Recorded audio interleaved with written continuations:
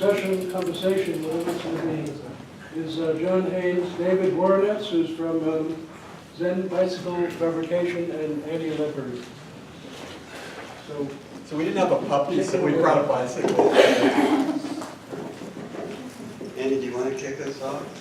Oh, well, let me cue this up real quick. So I'm John Haynes, and I direct Bridge Core Northwest.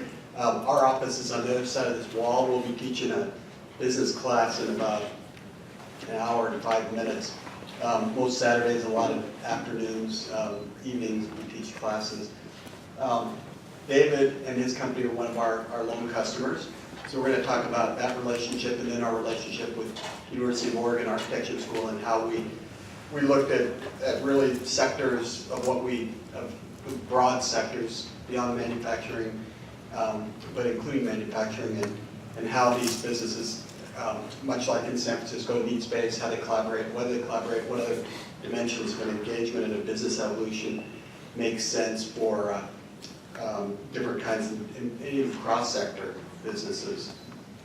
So just quickly, a very quick snapshot on what we do would be, we do business development at its core, which is business training, loans, and then we are lucky in Oregon to have what's called an individual development account. It's a match savings account. So you as an entrepreneur starting your business, and we work with well over 50% startups, somewhere in the order of 1,500 businesses a year in the business side of our work. These match savings accounts, you save $1,000 and we match it 3 to 1 with equity for your business, and we can do double that as well. So we work with about 160 businesses that do these match savings accounts, and then loans somewhere in the 60, 70, and then train a lot of hundreds of people on business development, again, mostly startups. So from the core orbit of lending, training, seminars, and individual development accounts, then we look at more, we won't talk about this today, but more intransigent or difficult challenges in the community. And so we work with those populations. So we work a great deal with people coming out of prison, roughly 1,000 people a year. We work in prisons with women in Oregon and Washington. And then we work with refugees coming to the United States, engaging them in urban agriculture. And then there's another project I'll hint on later after we get into this a little bit more about space and community collaboration and ownership. All right. Oh, here's how proudly we Andy put this together. These are the sectors we work with, so you can really see the entire sprawl of the kind of sectors we work with. You name it, we work with everybody that comes in the door. So it segments out pretty broadly in this reflection here. In fact, manufacturing, if we look at the loan side, again, the one on the left is almost entirely startups, and that's grants. Some people do the grants and the loans together, but then if you look at what we're focused on today, manufacturing is roughly 15%, and that's below retail, which is close to a quarter of the businesses we work with. All right, so All right, here's Zen, and here's a bike. Does that look familiar, David? I think, yeah. That's from your website, I hope so. I think that's not my shop. We were really careful in what we put up there. But since it was on your website, we thought, oh, that must be good. Can you tell us a little bit about how you evolved and how you moved to Portland, why you picked Portland, and perhaps some insights on why your space works for you as a bicycle fabrication? We moved from Portland from Vancouver, Washington, much smaller space. We moved into Portland primarily for a couple reasons: to be closer to our vendor sources, and then staff. I mean, Portland is full of bike crazy people wanting to build bikes. So we were kind of in an eccentric area where one could ride the bicycle to work. I'd say over half of our staff commutes by bike. You know, it'd be much cheaper to go into the outskirts of town, but I think we lose our skilled labor. Yeah, I like what David told me the other day was that he commutes so all of his staff can bike to work. Is that fair to say? Yeah, that is fair to say. So what were the key decisions on your building? Yeah, we shopped around, again, you know, trying to keep centric to the city. Our second need was obviously power. We're kind of a power-hungry fabrication shop. So most of the buildings we found are warehouse spaces, but they didn't have enough power going to the building. We happened to come across this one that was a old machine shop with plenty of power going to the building, high ceilings, lots of lighting, and it was expandable. They had high enough ceilings that we could actually build a mezzanine if we wanted to expand and stay within our space. So what about, I framed it when I talked with you the other day as power, proximity, and people. So proximity to markets. What about subcontractors, Yeah, customers? subcontractors. We're within a 5-mile radius of our most used subcontractors and a 10-mile radius of our subcontractors we use every once in a while. So again, that was key for us. And you know, obviously shipping, receiving, being able to get for our type of business, we're receiving 40-foot trailers with materials. So we had to be able to get a loading dock scenario or something that we can back a truck into and unload it with a forklift. So for our visitors from Japan and San Francisco, it's a little bit like moving from Vancouver across the river to Portland is a little bit like Oakland and San Francisco in some respects. It's that close, and yet can be, in terms of the sector and your perception of a place, Oakland is in Vancouver, but it's a world apart in some respects. Right. Portland's got a thriving bike culture.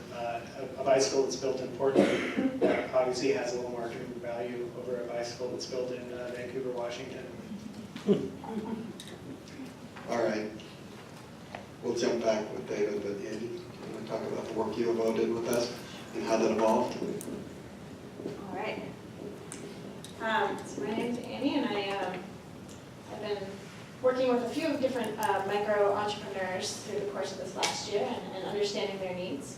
And as you saw, there's quite a few different of these sectors. So manufacturing is one of them, but we've been studying the differences between the needs of, let's say, a health business or a food making business or retail. There's kind of a really different, diverse kind of set of building criteria that comes with the different types of businesses. So the first thing that we did together was create a series of maps. So we went through with the different sectors that Mercy Corps focuses on, and just starting to visualize those within the city. And we were hoping to see some clusters emerge, some patterns, and take from that maybe. Janet was talking about shared spaces. We kind of had that in the back of our mind about where would those shared spaces go. What does a health business need? So this one you start to see there's a clustering right up there. So health businesses, there's a lot of acupuncture. Mercy Corps does a lot of work with Asian medicine and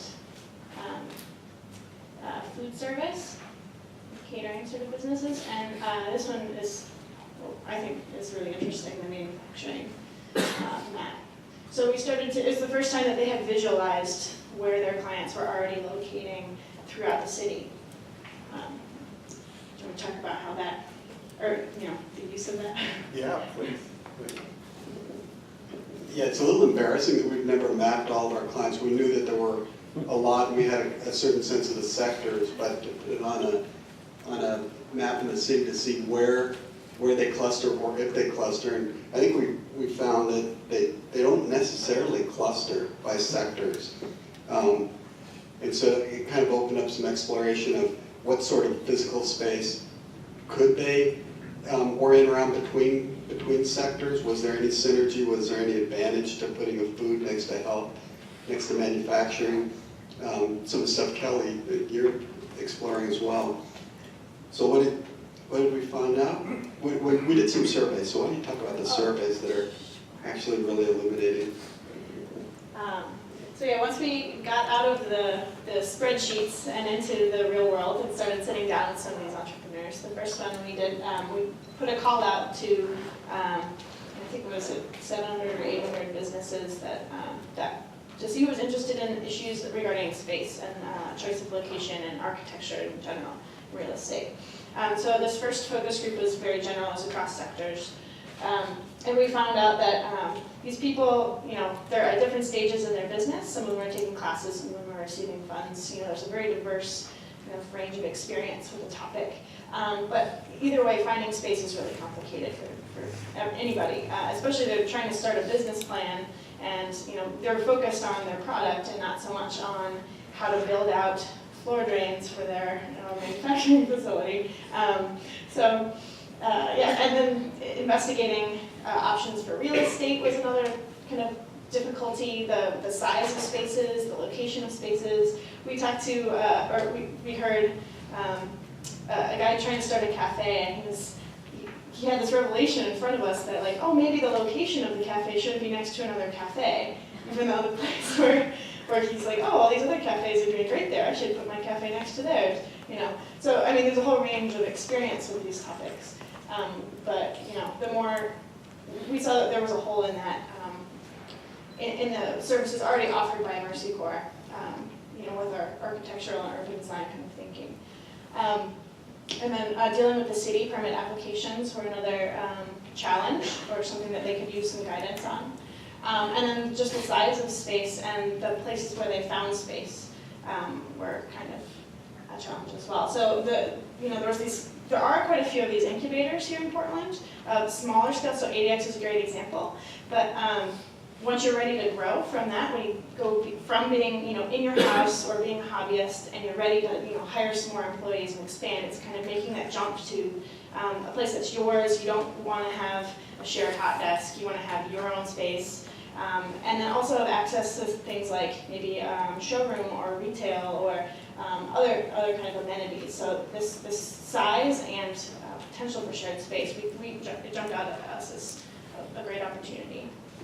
And then the second focus group we did was specifically we did a call for food businesses or food-related businesses because we saw there's quite a few of these build-out requirements for those sorts, and that could be not just a cafe, but maybe like a value-added product or something that could be crafted and sold. So there's kind of a lot of these same issues coming up.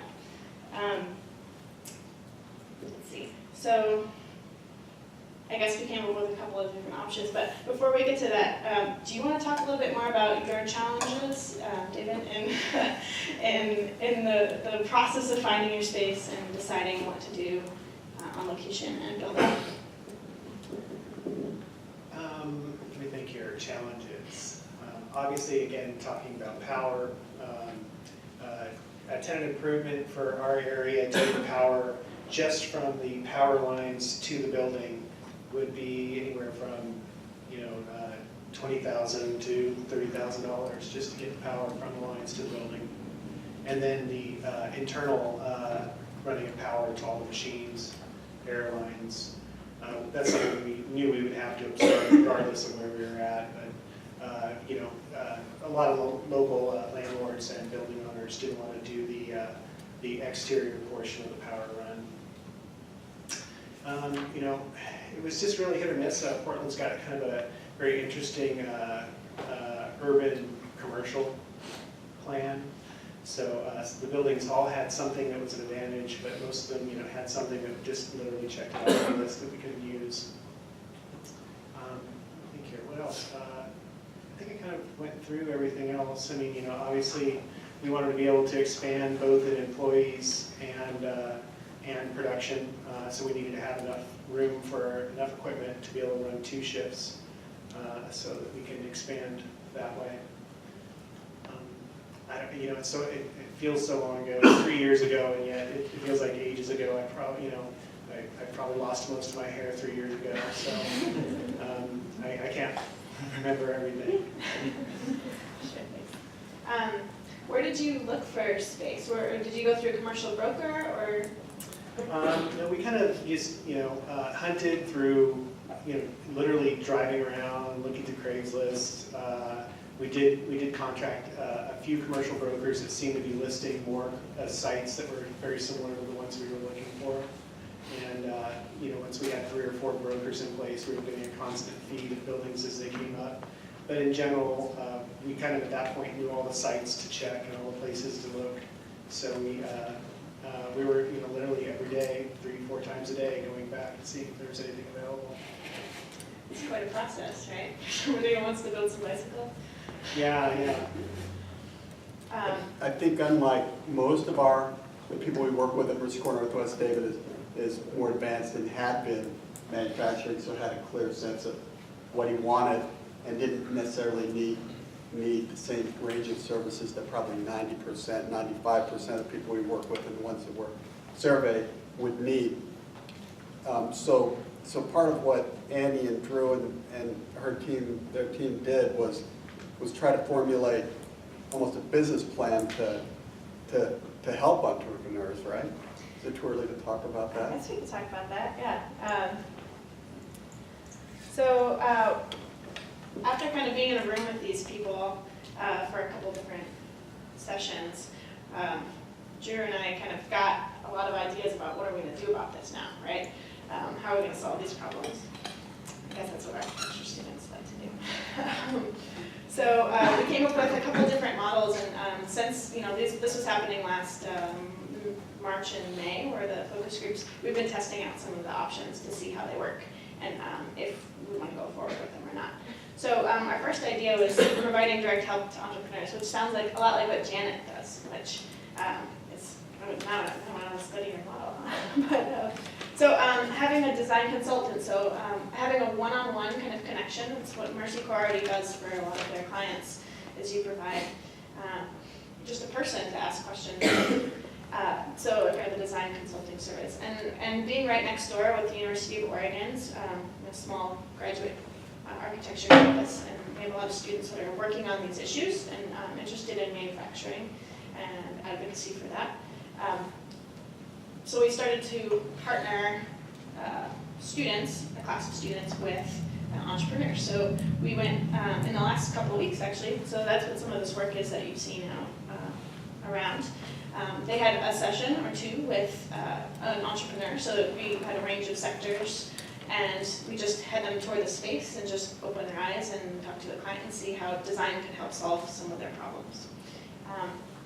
And then other ideas we had were some client workshops that would kind of similar to some of the other things. They have workshops on business plans. This would be about how do you do a build out, how do you hire a contractor, how do you find a commercial space, how do you partner with the other people in the room, something like that. And we're in the process of capturing some of this information, putting it onto either a website or handbook, something that we can share, a toolkit. So if there aren't people right there, you can still have local resources, lists of places to go.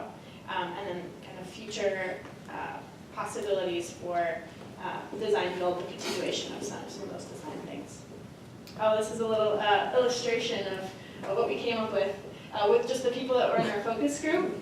So we took Holly, who's a small contractor, and she does furniture. Tina, who does a freight business. Yulika, who's an interior designer. Aaron, who is a jewelry maker. And Troy, who does he bakes donuts at farmers markets, but he wants to have a shop. So we said, okay, well, what if we, all took your ideal amount of space and you shared a building. You all went in on one big space. How would that work? Then you'd have to manage the property, who's going to own it, legal stuff, there becomes other things. But you can also, there's a lot of flexibility in that, and just building the personal networks, and then how that translates into shared space. So, you want to talk about the... Okay, yeah. I'll do this quickly. This is kind of has been an exploration for the last few years that Mercy Corps Northwest has been doing, where we would develop a building or buy a building. In this case, this is a building that we're looking to purchase in the next month and a half. We've got it under purchase sale. It's a 48-unit office building with a huge range of tenants that fit the needs of the community. It's out on 122nd. exactly 122 blocks from here. And it's in a neighborhood where there are a lot of people in affordable housing that rent. It is, for Portland, a lower income neighborhood. And our vision is to try to connect the people that live in that neighborhood to the businesses and the commercial property that's proximate to them. So within roughly a 1 mile radius of this building, we will offer investments in what we call a community investment trust. It's basically a private REIT, or real estate investment trust. And we'll get 300 people in the neighborhood to invest as little as $10 a month, up to and capped at $100 a month. And these would be from churches, school kids, and people in affordable housing. And then they'll own this building.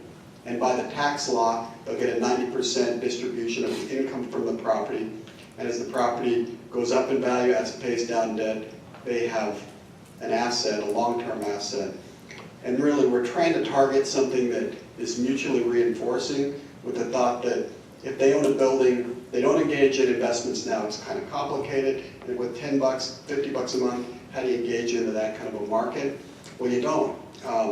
So we're trying to provide an access point, really an on-ramp into investing, and have the people that live in the neighborhood presumably go to these businesses, tax preparer, a hair salon, a chiropractor, maybe it's a pizza place. In this case, it's going to be all office buildings. And then from the tenant's perspective, wow, what happens when 300 families in the neighborhood own the building? Presumably they're going to exchange interaction and business. So we're close to doing this. Nobody in the country has created one like this. And we're hoping that we can replicate this in San Francisco. It's probably too expensive in San Francisco, but anywhere really. We want to build a model and then send it out for anybody else to really do from the example that we set in Portland. Should we do questions, Andy? Questions? This question's for John. John, your consulting services to entrepreneurs, how are those similar or different from what the economic gardening guy has been doing in Littleton, Colorado? I don't know about the guy in Littleton. Okay. Or I like- economic gardening in general? You're going to have to help me. Okay. Why don't you tell us about it? It's when a major employer left Littleton, the town set up advisory services, and they've been doing it for 30 years, and they've had 3 to 4 times the Denver metropolitan growth in local business. Out of a response to As a response to a major company leaving. major company leaving. It's now the economic development policy for the state of Michigan and Florida. I see. Well, that'd be good for us to look at that. Yeah. You know, we haven't built our program around a company exiting necessarily, you know, in that sort of scope. But I suspect the services they offer for entrepreneurs may be similar. These were a lot of engineers who were stranded. Okay, so it's a specific higher kind of level workforce in some respects than who we may deal with. We work with a group of entrepreneurs that have been downsized from a range of companies. And we're piloting that with a coordination of other people around the country that are doing a similar pilot. And that's taken people, say, from, just name a company, you know, people in advanced status in Intel, for instance, or larger manufacturing companies that have been outsourced or downsized, and we're helping them get on a track for self-employment. That would be a different population by and large. I mean, their needs are really similar to a startup jewelry manufacturer, a startup manufacturer, wood products, a health practitioner that comes out of school with that. The range of what the demographics look like are different, but I think the services and connection points are similar. Questions? Anything else? Anything for our manufacturer friend here, David? I have a question for David that's not about buildings. And I'm asking this partly because of an innovative bike program in Providence that I actually didn't know much about until recently. Is your workforce all skilled labor, or do you actually build in a training program? And let me just tell you about, I don't know if you know the Recycle a Bike program in Providence, but what they do is they actually work with inner city at-risk youth, and they tell them if they come in and learn how to build a bicycle with all the recycled bicycle parts, they own that bicycle, but they also walk away with a skill set. And so I'm just wondering if any of that is part of your thinking. Yeah, most of our skilled labor, we do train in-house through just on-the-job training. And that's because bicycle fabrication, manufacturing is pretty unique. It's very difficult for a pipe fitter or a machine shop worker to come in and learn how to work with the thin wall material. And so we find that it's best for us to train and promote from within. More question for David. Portland's got quite a bicycle industry. Are there one or two producers here in the middle that have specialty skills or technology that are really the center of the network in terms of everybody needing to use them and cluster around them?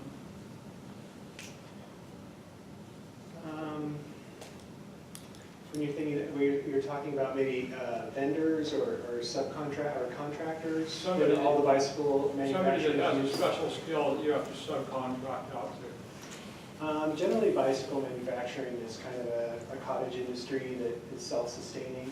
Our particular manufacturing, we're one of the only manufacturers that uses 6061 aluminum. So we have to follow kind of the aerospace industry as well for our personal subcontractors and contractors. So that's unique to our particular manufacturing, but not to the general manufacturing here in Portland. I have a question for John and Annie. I saw on one of the slides that you were describing some of the spaces in the central city that didn't work for the entrepreneur spaces, the live-work typology, or in general, a long, narrow space. So it seems like there might be a disconnect between what's getting built and what the actual users need. Do you guys see yourself, or do you already offer some sort of a collaboration or a consulting forum for real estate developers or building owners to understand what spaces are needed and maybe put potential tenants together with real estate owners or developers? That's a good idea, and I think what we're doing with the Community Investment Trust may evolve towards that, particularly to the extent that affordable housing developers are very interested. They have ground floor retail, oftentimes mixed-use space, and they struggle to get that space leased and rented and functional. So the vision that perhaps the people that are living in the building could be part owners, along with an extended network around, could add some tenant interest in that commercial space.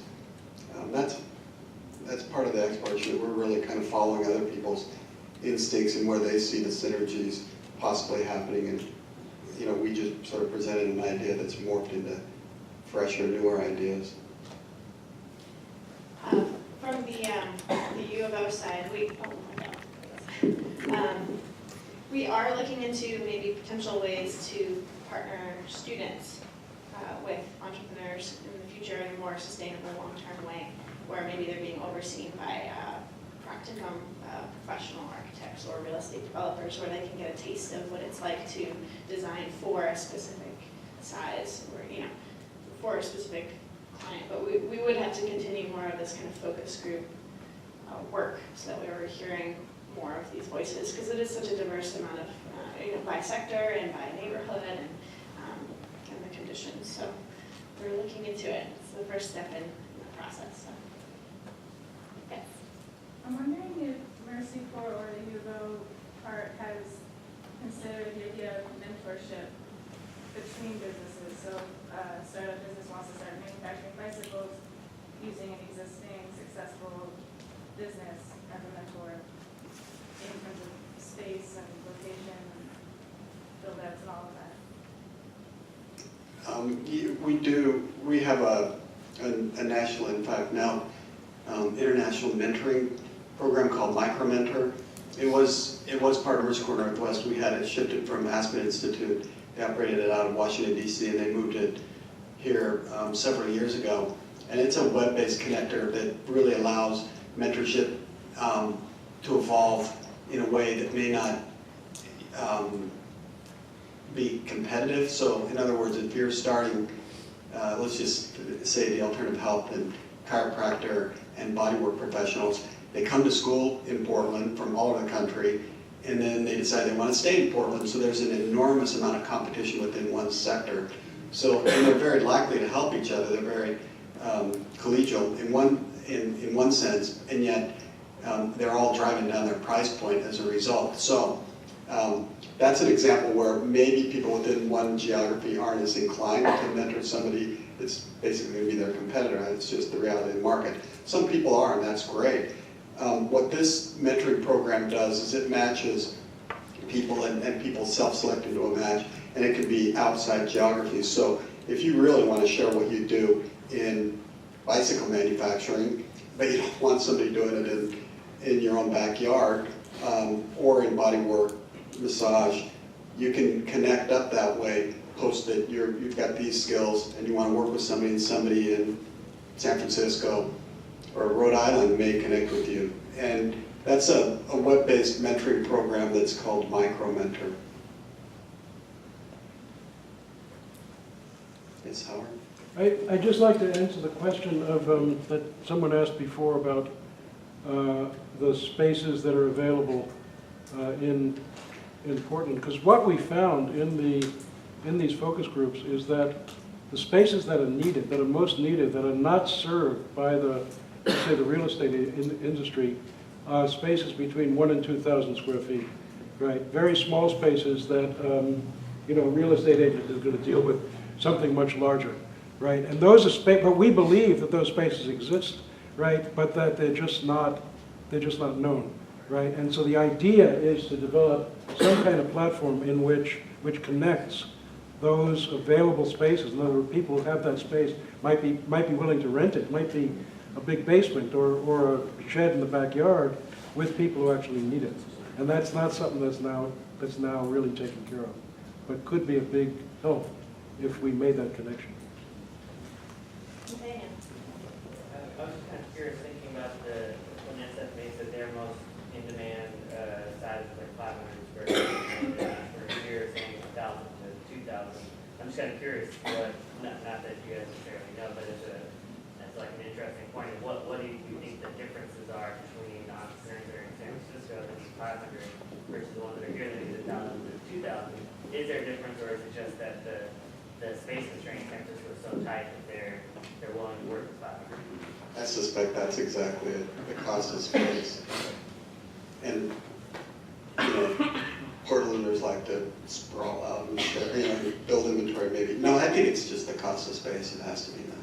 Wouldn't you agree? It is, and it's a lot of really small companies, startups looking for their first space, so they want, you know, a small, manageable size.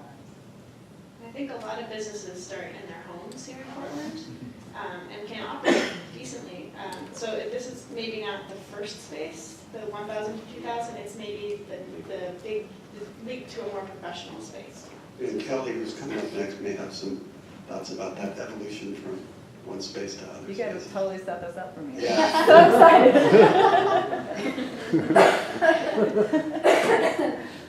Any other questions? Great. Ideas? I'd be kind of interested to see when you show the maps of where all the businesses are.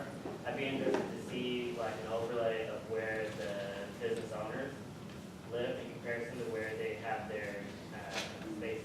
Just see there may be another level of pattern indicated through that kind of analysis. And it might be different by sector too.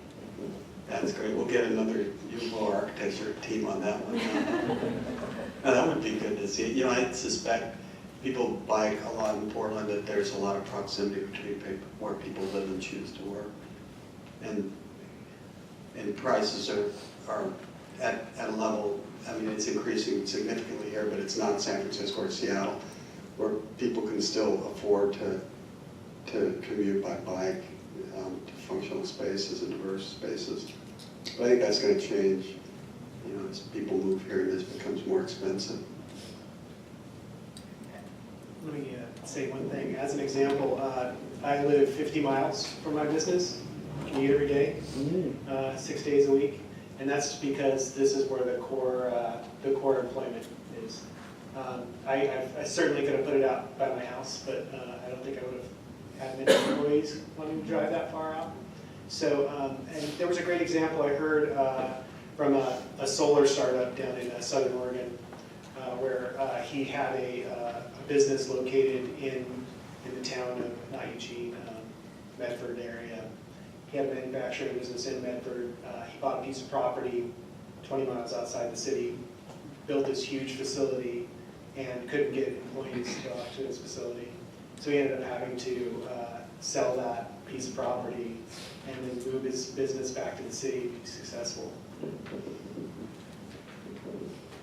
you want to tell us a little bit about your bike? Do we have time? Yeah, tell us how you ride. You come up and lift it up, it's unbelievable. So Zen Bicycle Fabrication is an OEM manufacturer. OEM means we build bikes for other brands. We don't primarily build for our brand. We're a rare breed in the US. We're one of 3 OEM manufacturers of our size.